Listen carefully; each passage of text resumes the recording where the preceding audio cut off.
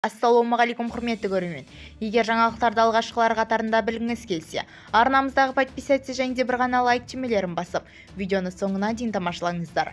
Зейнетақы төлемдерін тағайындау мен деректемелерге өзгерістер және толықтырулар енгізу туралы өтініш жіберген кезде QR-код арқылы қол қоюға болады, деп хабарлайды aisha.nati.kz порталы тілшісі nbns.kz сілтеме жасап. Бұл туралы БЖЗК баспасөз қызметі мәлім етті. Ақпаратқа сәйкес, мерзімсіз уақытқа белгіленген бір немесе екі топтағы мүгедектігі байланысты БЖЗ төлемдерін ерікті заңмен зейнетақы жарнамаларының есебінен төлеуге алу өтініші беріледі. Бұндан бұрын БЖЗК кеңселерінің немесе npf.kz сайтындағы жеке кабинеттің электрондық цифрлық қолтаңба арқылы жасауға болатын.